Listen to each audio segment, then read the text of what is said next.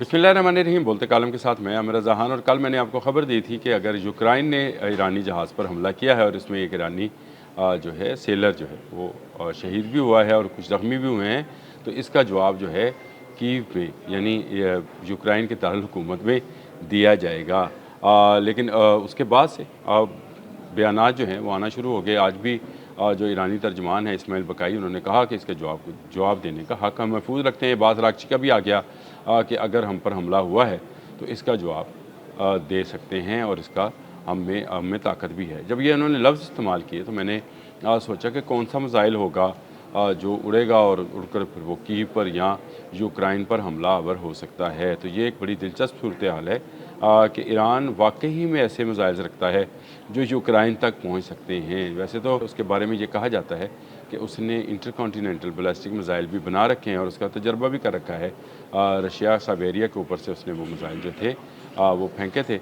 लेकिन इसके बावजूद ये बड़ी मुझे अपने खुद से ये था कि यार कौन सा मिसाइल या ड्रोन जो है वो ईरान इस्तेमाल करेगा अगर यूक्रेन के साथ वाकई में ही जवाब देना पड़े तो क्या किया जाएगा। पहली बात तो ये है कि यूक्रेन भी जो है अपनी तजारत समंदर के रास्ते ही करता है। दुनिया के तमाम ममालिक जो हैं वो समंदर के रास्ते ही अपनी तजारत, चाहे वो असले की है चाहे वो अशिया की है, करते तो समंदर के रास्ते हैं। तो ईरान इन समुंदरों तक रसाई रखता है जहाँ से इनके वेसल्स भी गुज़रते हैं। तो क्या वेसल्स पर वो हमला करेगा? शायद ईरान ऐसा नहीं करेगा। ईरान अगर करेगा तो यूक्रेन पर बराह रास्त हमला करेगा, जहाँ पर एक यहूदी ज़ेलेंस्की जो है वो मुसलसल रशिया को एक जंग के अंदर उलझाए बैठा है और अब उसने ईरान पर हमला करके इस जंग को, जो कि आपने हर्मज़ है, उसको कैस्पियन सी तक ले आया है। अब कैस्पियन सी में आने के बाद क्या ईरान उसको जवाब दे सकता है? तो इसका जवाब है बिल्कुल दे सकता है।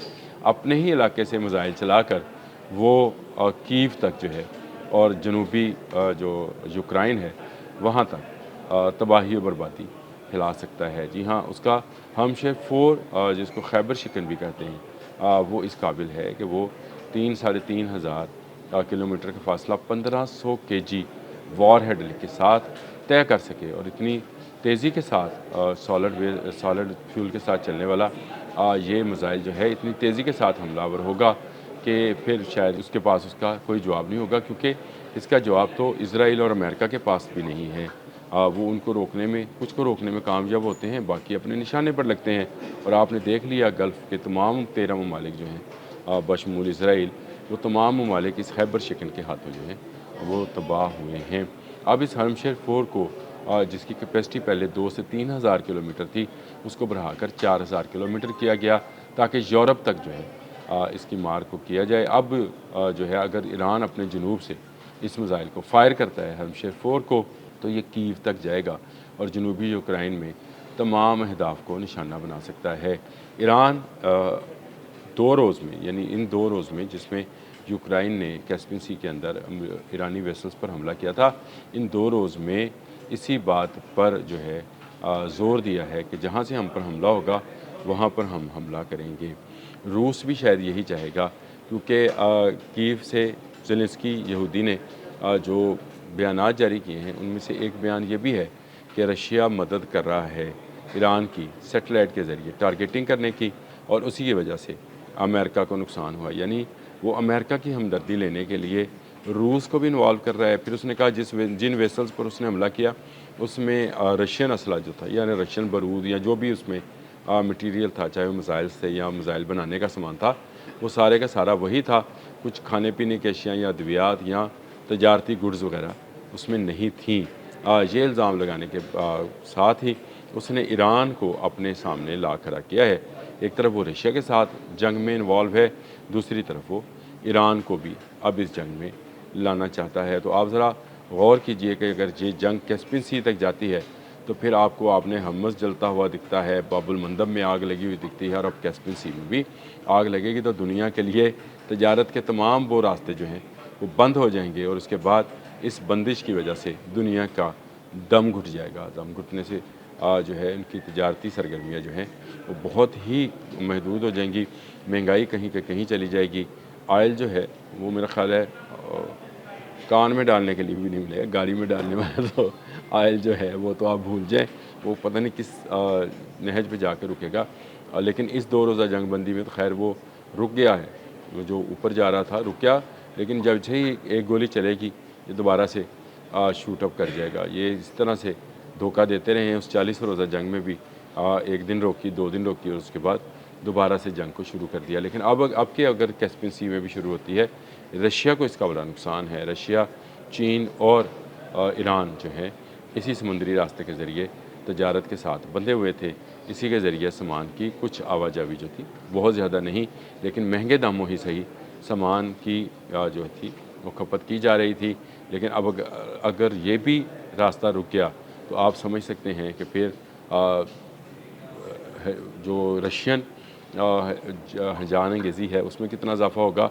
ईरानी जो हैं वो किस कदर दीवार के साथ लगेंगे और हमला करने की पोजीशन बनाएंगे, ये देखने वाली बात है। चीन के लिए तजारती तौर पर क्या ख़राबियाँ जो हैं इस खत्े में पैदा हो रही हैं, तो क्या नॉर्दर्न चाइनीज़ सी के अंदर वो कुछ ऐसी हरकत करेगा कि जापान, कोरिया और वो जो अमेरिकी अलाए हैं उनका सामान भी और रसद भी रुक जाए। पूरी दुनिया की तजारत रुकने का कोई सिलसिला तो नहीं बन रहा, कोई बड़ी जंग होने का सिलसिला तो नहीं बन रहा। ये देखने की चीज़ है कि यहाँ पर प्यूटन क्या हिकमत अमली अदा करते हैं, क्योंकि उनकी एक बड़ी ऑयल रिफाइनरी जो है वो यूक्रेन तबाह कर चुका है और वो रिफाइन ऑयल भारत से लेने पर मजबूर है। ये याद रखें, रशिया से और ईरान से तेल लेता था भारत, अब भारत से रशिया जो है वो तेल लेने पर रिफाइन तेल यानी उसकी रिफाइनरी को नुकसान पहुँचा, उसके पास अपना बहुत तेल है, तो रिफाइन ऑयल जो है वो भारत से लेने पर, अपना ही तेल वापस लेने पर मजबूर है। तो ये मजबूरी उसको क्या एक बड़ी एटमी जंग की तरफ तो नहीं ले जाएगी। एक तरफ अमेरिका जो है वो ईरान पर आज के दिन तक कब्ज़ा नहीं कर सका। वो जो ख्वाब लेकर आया था ईरान पर तो नहीं चले, आपने हरमज़ पर कब्ज़े का ख्वाब लेकर आया था, वो उसको मुकम्मल नहीं कर सका। उसकी फ्रस्ट्रेशन जो है वो बढ़ रही है, आहिस्ता आहिस्ता ये फ्रस्ट्रेशन उसको बड़ी जंग की तरफ ना ले जाए। दूसरी तरफ रशिया की फ्रस्ट्रेशन बढ़ रही है, यूक्रेन हर आने वाले दिन के साथ उसकी तजारती गुज़रगाहों को नुकसान पहुँचा रहा है। अगर ये फ्रस्ट्रेशन मज़ीद बढ़ी तो क्या रशिया कोई एटमी हरकत तो नहीं करेगा, यानी एटमी मवाद इस्तेमाल तो नहीं करेगा। ये एक बड़ी एटमी जंग की तरफ जाती दुनिया नज़र आती है। ईरान जो है इसमें सेंटर पॉइंट बना हुआ है। एक तरफ अमेरिका उस पर हमलावर था, अब यूक्रेन ने भी उसको छेड़ दिया है। अब अगर वो यूक्रेन इस तरफ से अमन होगा तो यूक्रेन की तरफ वो अगर हमलावर होगा तो एक नई जंग का आगाज़ हो जाएगा और यूक्रेन के लिए, यूक्रेन के रहने वालों के लिए नई जो है मुसीबतें आ जाएंगी। तो शायद ये यहूदी नज़ाद ज़ेलेंस्की जो है यही चाहता है कि ये जंग जो है ये फैले। यही जो है इज़राइल का भी मुतमईन नज़र है। इज़राइल का जो है नेतन्याहू वो भी जंग को फैलाना चाहता है, ग्रेटर इसराइल बनाना चाहता है। और दूसरी तरफ ज़ेलेंस्की जो कि यहूदी नस्ल है वो भी यही चाहता है कि ये जंग जो कि रशिया और यूक्रेन की थी इसमें यूरोप भी इन्वॉल्व हो और अब ईरान को भी, यानी इस रास्ते से मिडल ईस्ट के ममालिक को भी वो शामिल करना चाहता है। बड़ी जंग से पनाह मांगनी चाहिए, हम भी पनाह मांगते हैं, लेकिन आने वाले हालात जो हैं कुछ ज़्यादा बेहतर नज़र नहीं आते हैं। अब तक के लिए इतना ही। अल्लाह हाफ़िज़।